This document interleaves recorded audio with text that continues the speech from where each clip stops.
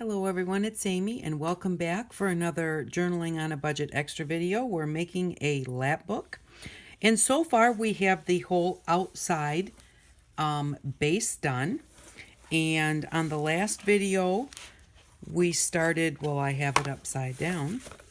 On the last video we started adding in our inside bases, and so we have this envelope over here that has a little bit of a concertina in it so that you can add things in there.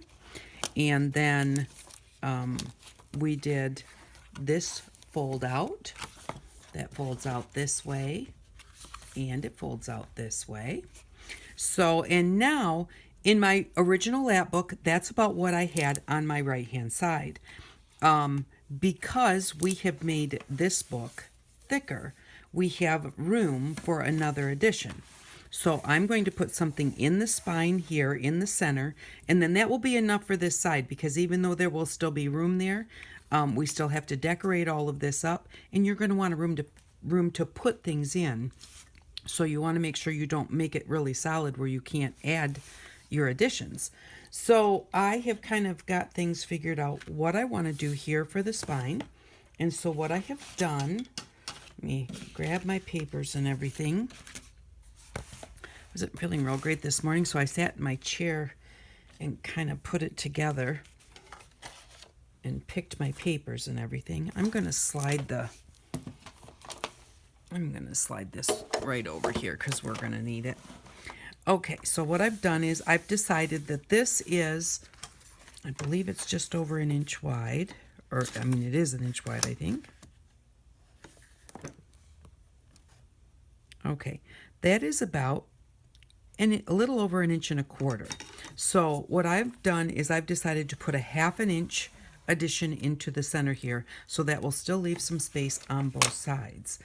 And we know that these pages are 5 inches wide, and up and down we're 8 1/4. So I cut a piece of paper because I want it to go in like this as an addition. So I need 5 inches, a 1/2 inch spine, and 5 inches. So I cut my piece of paper 10 1/2 inches and then 8 1/4 tall so that it would match up with the other addition that we put over here. I just like the way that that looks. And so what we want to do before I attach this in, I want to put my backing papers and everything on it. And so let's see here, and I have notes all over the place. So let's see, we're going to put double-sided paper on the back after we're all done. All right, so we need to fold this, and I forgot a bone folder again. We are going to come in 5 inches and score, and come in 5 inches and score. And my cutting thing here has a little bit of a dent. It's not really made to score. Let me see, I'm going to grab my ruler here, but I'm going to kind of use that to help me score this.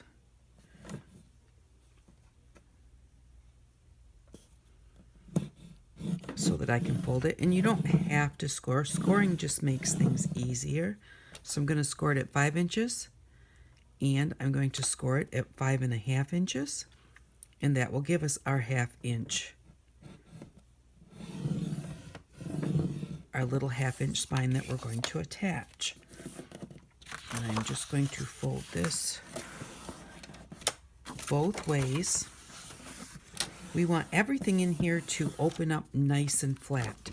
So always make sure anything that's hinged, that you give it some good folds before you even put it in, to really loosen up that paper. All right, so now we have this. And what this is going to do is it's going to fit right in here. So then it will fold this way, and then it will open up like this, and then it will fold this way. All right, so before we attach it, we want to put some papers on it. And what I want to do is, I want to, when you open this up, This one goes here. When you open it up, I want there to be a window on this one because I really just like windows. So what we're going to do is we are going to first cover this with our decorative paper that we want on here, and then we are going to cut out a window. So the decorative paper that I chose to put here, oh, here it is. I was going to say I don't have it with me. Okay, I chose this paper, and it really could go, yeah, it can go any which way because the branches are going up and down. All right, so I want to check my notes here first. All right, I want to make sure that I have enough decorative paper on this side sticking up so that I can fold it over my acetate window. That'll make things when you're trying to slide them in because it's going to be a pocket. Excuse me. You're not going to catch on that acetate. So I need to make sure that I leave my paper just a little bit tall. Okay. I want to cut out the window after we add the decorative paper. And this is my left outside. Alrighty. Okay, so that's all the notes that I have. So we just have to do that. We're going to glue this paper on here. And the way that I'm going to glue it, because it has to be folded, I'm going to put glue on this first piece and attach them together. Oh, and I brought my cutter over so I could cut the paper to 8 1/4 inches, but I'll just cut it with scissors after we get it all attached. Let's get this out of the way. All right, so I only just did this cover so that I can line this up. And I'm going to start here. I'm going to, like I said, I'm going to leave this stick up a bit. And then just line it up with this side right here. And give that a good press. It has some coffee dyeing on it. I had put some coffee dyed paper on some of my scrapbooking papers once. Well, like right next to them. Okay, so now that we have that pressed down good, I'll fold this over, and I'm going to fold the paper over on it before I put any glue on it. And then I'm going to put some glue just on the spine. And then we'll do the other fold. That way, when you go to fold it, it doesn't rip your paper or kind of try and pull things apart. You've got the fold there so that it just makes it easier when you go to fold it later, whenever you're gluing two pieces together. Okay, so I'm gonna do this. Fold this part down and pull this over to it like that. And now I'm going to glue this back side. And then we'll have the whole outside covered. And then we'll cut our window and put our acetate on before we put our backing paper on the back side, because we want to cover up the edges of the acetate. Well, and we want the window to have a backing also. So we don't want to cut through that backing paper. All right, that is good enough for now. And you can always go in, if anything lifts up or whatever, you can just go in and put a little bit more glue here and there. All right, so let's cut this right down to where it needs to be. And I need to put my glasses on because I can't see the edge.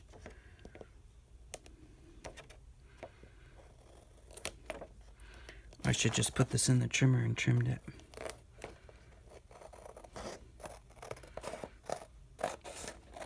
There we go. Now we're on a roll. Of course, as soon as I say that, I'll get off the edge or something. There we go. All right, so we got rid of that. Now, this is going to be our top here, so I don't want to cut that top off right now.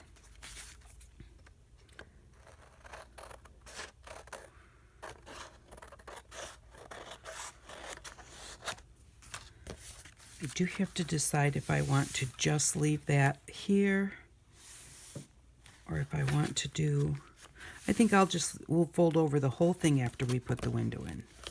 Okay, so So now we need to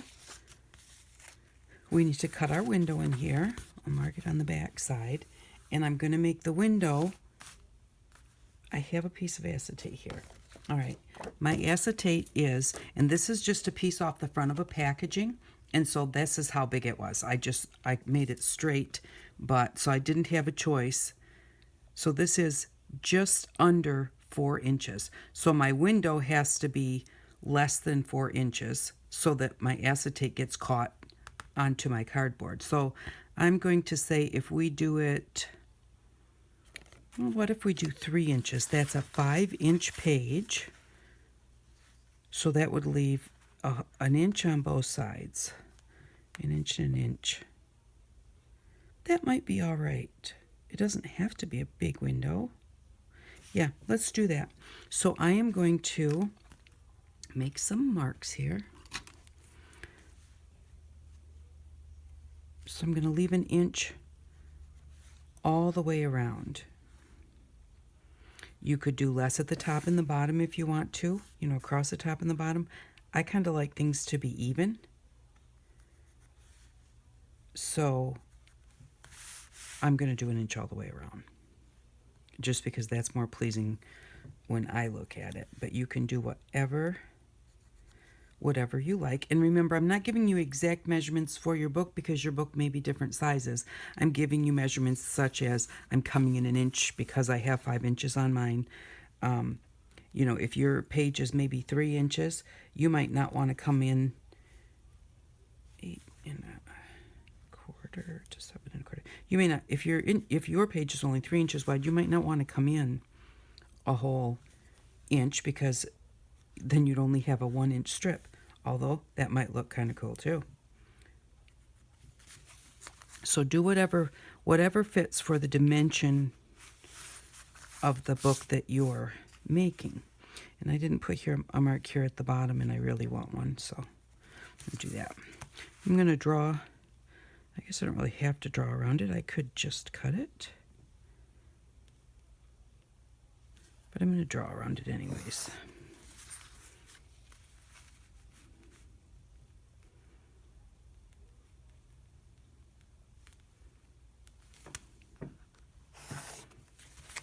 And because I'm going to be covering this with paper, it doesn't bother me where my lines start or stop. I just need to know where my window's going to be. Now, if you don't have a razor knife, you can just cut right from the center. Just put a hole in the center, cut out to the edges, and then cut around. And I have a razor knife, but I did not bring a cutting mat with me.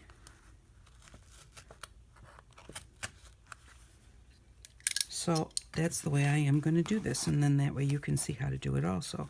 So you just need to have, because now if I had cut this out like this, this would be a nice tag. So if you have a razor knife and you have a cutting mat, cut it out and then you can use that as a tag. But since I didn't bring my cutting mat, I'm going to ruin that tag. I'm just going to cut out from the center to each of the corners so that it makes your paper and everything less bulky. I'm just going to put some extra cuts in here. Just make sure you don't cut past where you want to cut your window.